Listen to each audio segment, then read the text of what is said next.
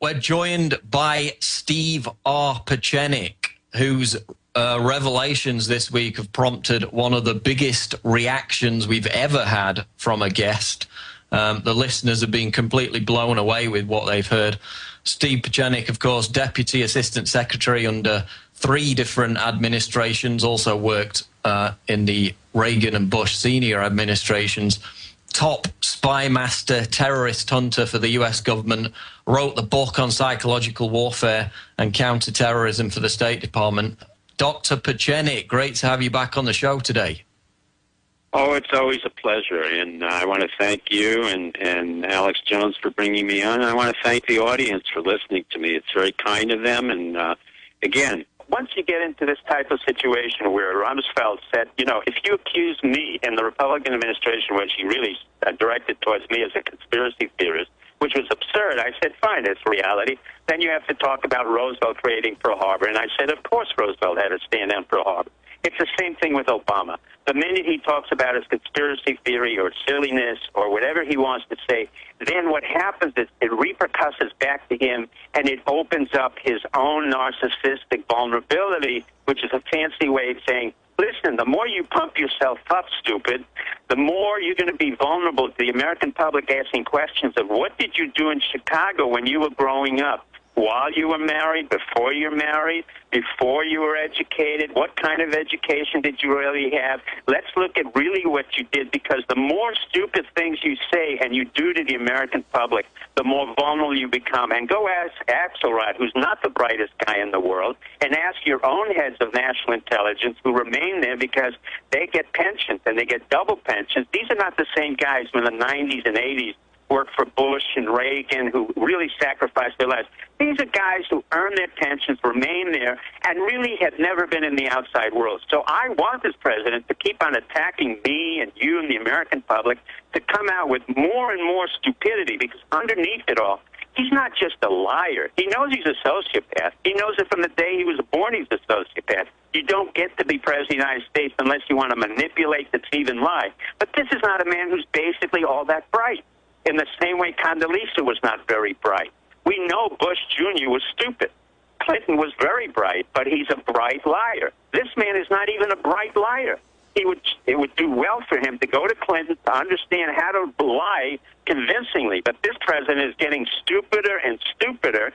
In fact, when he's trying to promote himself at a time when he's so weak and he can't really get out of the notion of the birther issue, out of the notion that we have a police state where we have TSA. Now, what in God's name are TSA people doing, putting their hands in your crotch, feeling you up, delaying everything, and making believe that they caught any terrorist? There is no terrorist that they could find. Furthermore, if they want to look at anything, why don't you look at the harbors?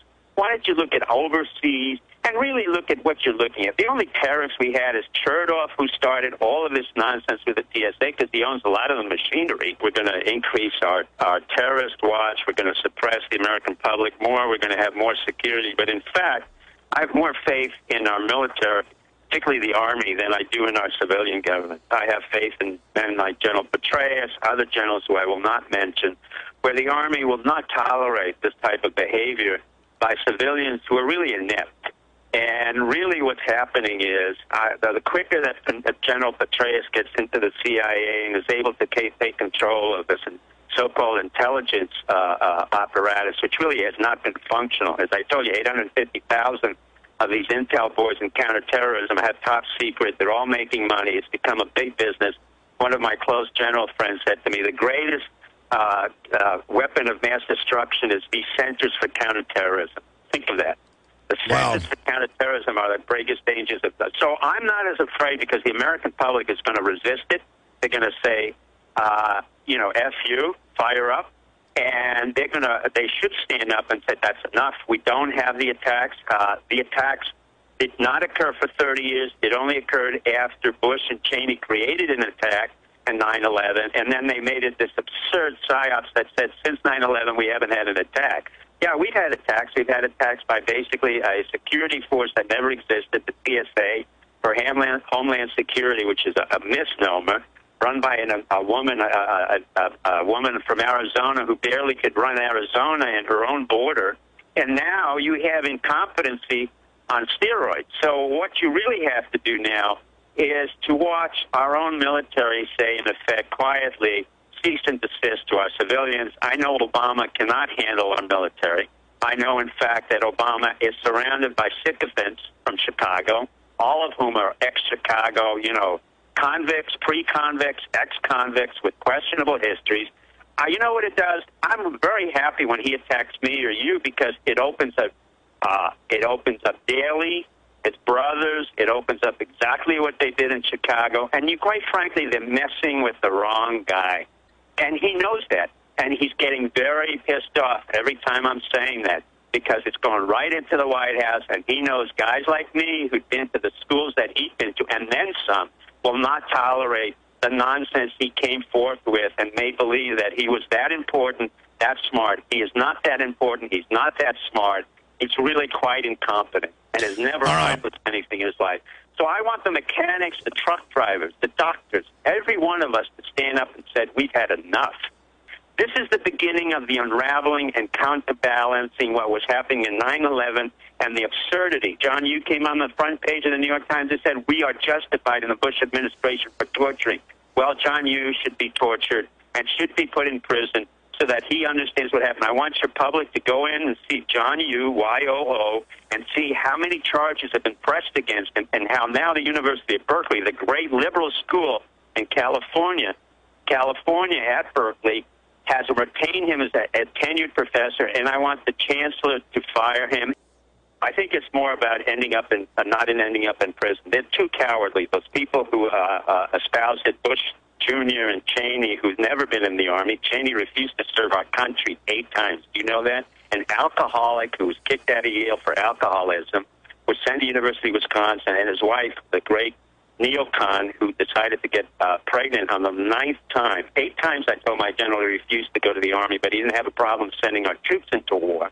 And he said the Vietnam War was not my kind of war. So you're talking about the chicken hawks.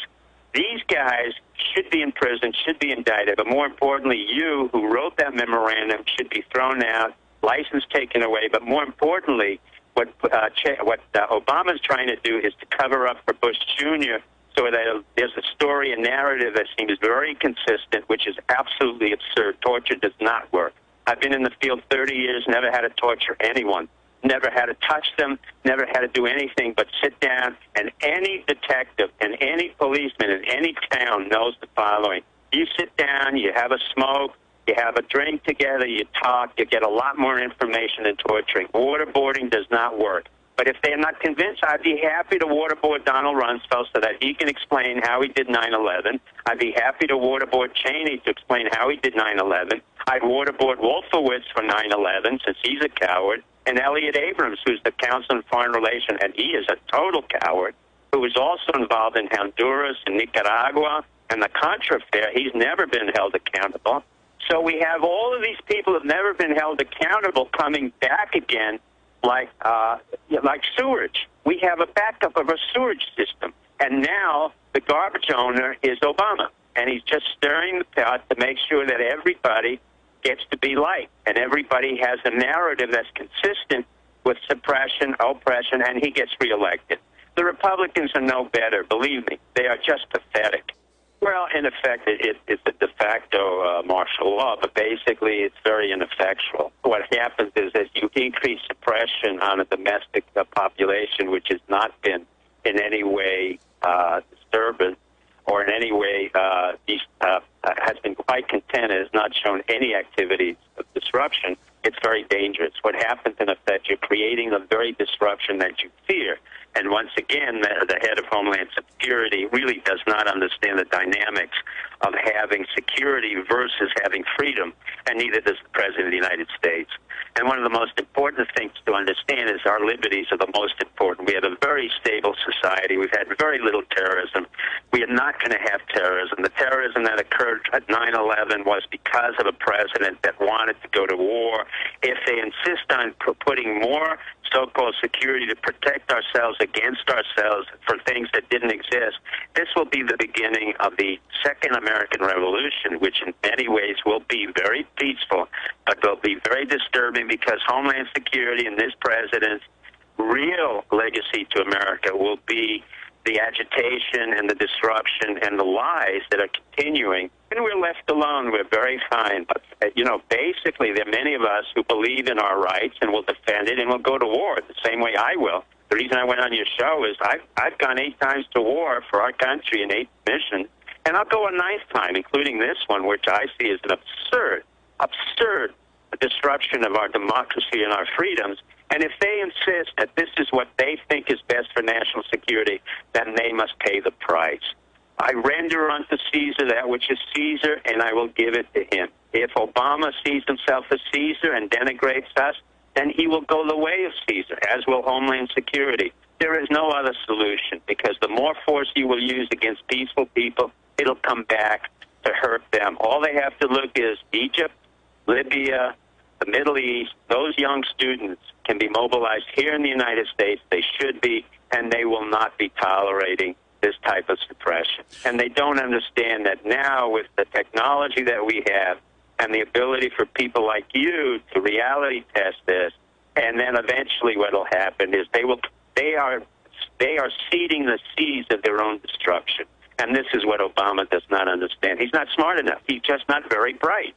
And the fact that they think he went to Harvard doesn't mean anything. I've got more idiots who came from Harvard who don't know how to run a paycheck or don't know how to run a mortgage. I never hire anybody in a business who came out of Harvard Business School. They're just not that bright. It's not an everyday man. But the man has never done anything. So what we have here is the seeds of imperial presidency extended from Bush Jr., before that Clinton, and now we get to the supreme idiocy of a man who really doesn't understand psychological warfare, national security, or war, and has ordered our military to sacrifice its best men and women in a noble cause that they always believe in, defending our freedoms. There was a narrative that was developed in order for the United States to go into a so-called war on terrorism, which is an oxymoron, because terrorism is not a war, it's a tactic, it's not a strategy. And that narrative was carried forth with all kinds of storylines that made no sense, including Osama bin Laden was supposed to be the bad guy, and that's why we went in there, and we would pursue him and continue the war in Iraq and Afghanistan for reasons that were unclear to everybody, except that we were killing al-Qaeda members. But it turned out that the al-Qaeda members we were killing were the people we trained in the beginning when I was involved in the Carter administration under Brzezinski, and then followed through in various other administrations. They came out, some of them from special forces, others from other divisions of the military, and were trained in Brooklyn and elsewhere, and then were put in as mushahideen, as most of the Americans know. And then eventually the storyline went, as the Bush administration created with the neocons, Paul Wolfowitz in particular, Zalmay Khalilzad, Elliot Abrams, Condoleezza Rice, Richard Cheney, all of the what would eventually be turning criminals and liars, as we found out that there was no weapons of mass destruction. And those who are involved in this deception and in 9/11, they're not going to get away with it. They have to understand that the American public will not allow the unresolved issues of 9/11 to go away, as you've seen even a decade later, thanks to people like yourself and Alex Jones and the wonderful, wonderful people who are listening to the radio broadcast. I don't see myself as any particular hero, or whether there's a death threat, that's fine. I mean, I do what I do without the concept that they're going to kill me or I'm going to disappear, and that's unfortunate for most people, because I feel like the Jeffersonian doctrine, which is every generation has to fight for their own democracy.